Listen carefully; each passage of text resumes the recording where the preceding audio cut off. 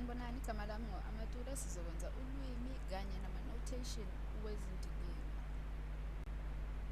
Masiqale futhi ngephoyinti. Iphoyinti leli asilibize ngephoint A.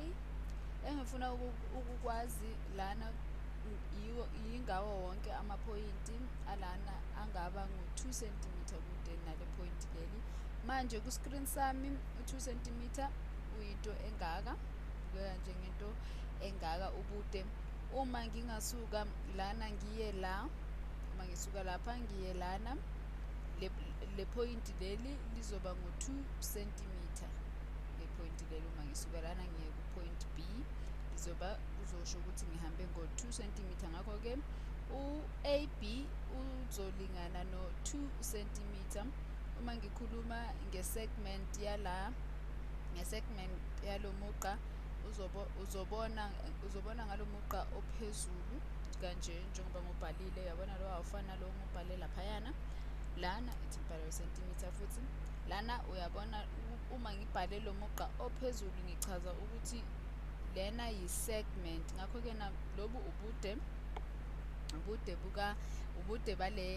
balo mugqa lona, lokuchaza ukuthi u-AB i-segment, noma angaqhubeka kanje aye phansi sibe nelinye iphoyinti lana silibize u-C le phoyinti leli. Ngakho-ke u-AC uzoba ngo-2 cm naye, ngoba lebanga leli lizolingana naleli banga lika-C lizolingana nebanga lika-D, ngoba u-A usenkabeni uphakathi nendawo, yingakho kuzolingana lokho. Manje-ke uma ubukile lento lena izogcina ifana nalena. Lawa kuzoba yiwo wonke amaphoyinti, angu-2 cm kude kuno-A. Ithi ngibhale kahle kanjena, ingabi nekhala. Ngivale ngizame ukubhala kanje, ingabi nekhala. Lana uma sithi sifake, ngenze kahle njengoba ngishilo ngibhale, ngizame ukubhala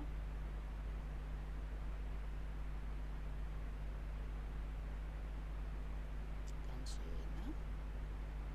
Nayo-ke ngiyacabanga ukuthi manje seyibukeka ingcono. Manje-ke lana u-AC njengoba sishilo ukuthi u-AC naye ungu-2 cm. Ngakho-ke nalena siyibiza indilinga, i-circle lena iyindilinga. Bese-ke manje uma sowahlanganisile wonke lamaphoyinti lawa akunikeza indilinga efana nalena. Amaphoyinti akude ngo-2 cm ku-A. Uma besingathi akude ngo-3 cm beyizoba kanjena indilinga yethu, beyizobukeka kanjena. Uma besithi akude ngo-3 cm ku-A, besisoba nento efana nalena, besisoba nenye futhi indilinga. Manje engifuna ukukwenza kulo mboniso ukwazi ngamagama esiwasebenzisayo masisebenza ngezindilinga. Ngisusele yandilinga leyana ingasixaki. Manje lana sifuna ukwazi amagama esiwasebenzisayo uma sisebenza ngezindilinga, njengoba ubona lana leli phoyinti lethu u-A. Iphoyinti lethu u-A lo kuchaza ukuthi lebanga leli, le phoyinti leli u-A lona liyinkaba yendilinga. U-A uyinkaba yendilinga njengoba umbona, u-A uphakathi nendawo. Ngakho-ke nalena ingu-segment AB. Uma uthatha ibanga elisuka ku-A liye ku-B, leyo izokunikeza u-segment AB. Uma usuka ku-A uye ku-B, loyo kungu-2 cm, njengoba besishilo ekuqaleni ukuthi lebanga leli lingu-2 cm ukusuka ku-A uye ku-B. Ngakho-ke naloku lo AB lona sizombiza nge-radius. U-AB, lebanga leli lika-AB libizwa nge-radius. Le 2 cm le yona, le 2 cm lena ibizwa nge-radius ngokwe-geometry. Nge-geometry sibiza ngokuthi i-radius akulona nje ibanga nje, kodwa kepha-ke libizwa ngokuthi liyi-radius uma lisuka enkabeni liya kwelinye iphoyinti elithize. Lelo banga lelo lona libizwa nge-radius. Ungakukhohlwa la, uhlale ukukhumbule njalo Bese ke lana uma siqhubeka sibukile lana kulama point kule point leli u-A, uyabona lana ungaba nama radius ahlukile lana, no-C naye angaba i-radius. Ngakho ke manje ithi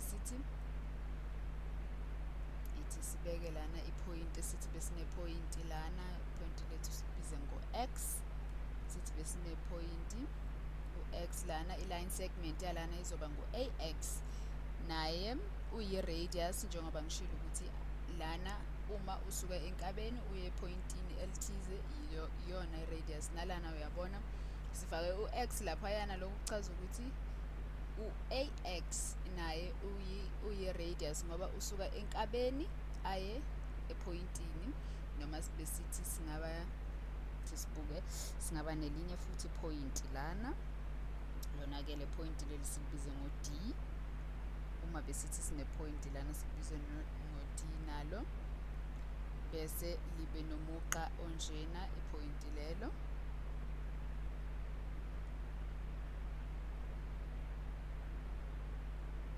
Le point leli uyalibona linomugqa, lo mugqa lona awukho kule ndilinga, awuhambi kule ndilinga, awungenile kule ndilinga, uhambela ngale celeni. Lo mugqa lona bese sithi sizowubiza umugqa u-L, bese lo mugqa u-L lona uba nepoint nawo, lo mugqa lona u-L ube nepoint lika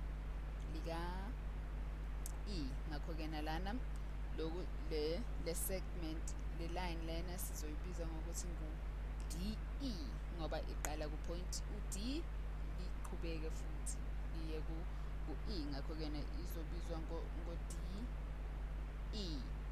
i-segment yalana. Bese-ke lana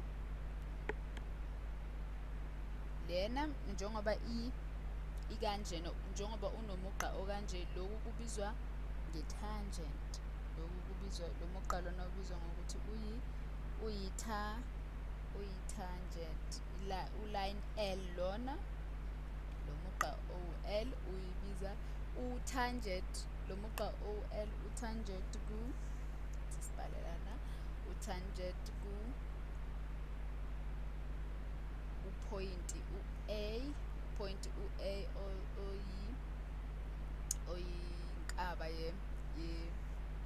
yendilinga lena, u-point u-A uyinkaba yendilinga. Ngakho-ke na lo mugqa lo u-L u-tangent kule point leli lika-A, umugqa lona ongu-L lo sufake laphayana u-tangent ngoba undlula endilingeni, undlula lapha endilingeni, undlula endilingeni ngepoint elilodwa, yingakho sithi u-tangent. Bese-ke lana uma bongacabanga sibe nomunye umugqa futhi ozodabula phakathi endilingeni, sibe no-F no-G, ungabiza lokhu nge-line FG, lokhu ungakubiza ngo-line FG. Lena kusi-line segment, i-line lena, umugqa ngoba uyaqhubeka njalo, ingakho sifaka ama-arrow amabili laphayana. Singabhala kanjena njengoba sengibhalile. Lokhu kona-ke kubizwa ngokuthi i-secant line, lena ibizwa nge-secant line. Ngakho-ke u-line FG uyi-secant line ngoba udlule kuma-point amabini. Manje uma u-FG bekayi-segment nje, uma u-FG bekayi-segment nje, angalokhu eqhubeke njalo, bekazoba kanjena. Uyabona lona engibhala ngobu-pink, bekazoqala lapha ku-F agcine ku-G, lokhu bekuzoba ngu-line segment FG. Lena ibizwa nge-chord circle. Lena ibizwa nge-chord circle, indilinga ibizwa nge-chord circle, i-chord circle ka-A. Lena i-chord circle ka-A ngoba u-A uyinkaba yalendilinga lena, bese-ke lana uphinde ugcine ema-pointini. Ngakho-ke na ngenze futhi la, uma sibuka lana lama-point lawa, lendilinga lena ingaba nama-point amaningi, njengoba bengishilo ekuqaleni ukuthi iphoyinti kanjena sithi fake lana, sithi sino-point H manje sinelinye i-point H, bese siba nomugqa onje. Lo mugqa lona umuqagela uyini? Lo mugqa lona uyi-segment wona, uzoba ngu-FH beyi-segment, akuyona i-line lena, yi-segment ngoba uqala epointini ugcine epointini futhi akalokhu eqhubeke njalo. Uma elokhu eqhubeke njalo, lokhu sikubiza nge-line, kodwa lokhu akuyona i-line. Manje-ke lokhu naloku-ke nako-ke kubizwa nge-chord naloku. Bese-ke lana sesibone akuyona i-chord uxolo, lokhu kuyi-diameter, lokhu kubizwa nge-diameter. Lo u-FG uyi-chord yena yendilinga, bese u-FH yena ubizwa nge-diameter yendilinga. U-A lendilinga lena sibiza ngo-A, uyi-diameter yendilinga. U-A ngokwe-geometry, iwona lamagama lawa awe-geometry bengikhuluma ngawo. Uyabona ukuthi sinamagama ahlukahlukene awe-geometry achaza izinto ezihlukahlukene lana kulo mboniso lona esiwenzayo awe-geometry kule ndilinga lena. Bese-ke lana uma siqhubeka singathi ubude be-diameter, u-FH ulingana no-FA uhlanganiswe no-AH uhlanganiswe no-AH. Manje kunento yokugcina engifuna ukukhuluma ngayo. Uma senza izindilinga, lokhu kungaba umbono we-arc, lokhu kungaba umbono we-arc. Awuthi ngidwebe enye lana indilinga, senze inkaba yale ndilinga ibe ngu-B, bese sizothola amaphoyinti ayibanga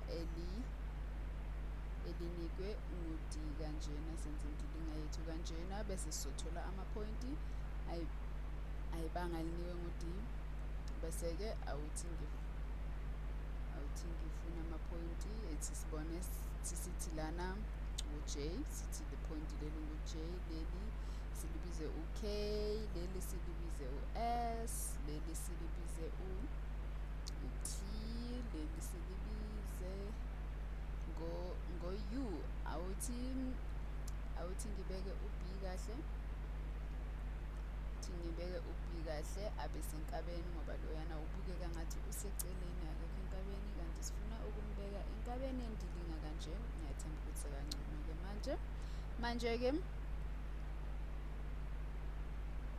manje-ke ulibizani ibanga phakathi kwalamaphoyinti amabili wendilinga? Ulibizani ibanga phakathi kwalamaphoyinti lawa endilinga? Ngokujwayelekile into enjena siyibiza nge-arc ngokwe-geometry, bese ukucacisa le-arc sibiza le arc lena sizoyibiza ngo-arc u-JK, ukuyicacisa, ukuchaza ukuthi sikhuluma nge-arc yiphi kahle kahle. Ngeke uvesane uthi i-arc ngoba kunamaphoyinti amaningi, kumele uchaze ukuthi ukhuluma nge-arc ka-JK. Manje ungaba nenye i-arc exhuma u-J no-K, leyo yini? Leyo yi-mini arc, lena ibizwa yi-mini arc. I-arc exhuma u-J no-K ibizwa nge-mini arc ngoba yona imfishane. Ungaphinde ube nenye ngale kanje, ube nento enjena ehamba indilinga yonke kanje igcine lana. Lokhu sikubizwa nge-major arc, lena ibizwa nge-major arc. Ngokujwayelekile uma uchaza i-major arc ukubonisa ukuthi ukubonisa ukuthi ujikeleze indlela and uzochaza elinye iphoyinti ondlula kulo. Isibonelo sizothi lana le major arc lena sizoyicacisa siqale ngo-J, sithi sizothi ngu-JT, sindlule ku-T, siyofika ku-K, ngakho-ke nalena kuzoba ngu-JTK. I-arc lena izobizwa ngo-JTK noma bengithe u-JUK noma bengithe u-JSK, zonke zichaza into eyodwa, zichaza le major arc. Into engifuna ukuyicacisa ukuthi i-minor arc ibanga elifishane bese ibanga elide lona libizwa nge-major arc. Themba ukuthi loko ungakuphambanisi, i-minor emfishane bese i-major, and lezi ezilana ama-major arc lezi ezinde, bese u-JK yena uyi-minor arc ngoba yena mfishane. Masiphinde sibonane komunye umboniso.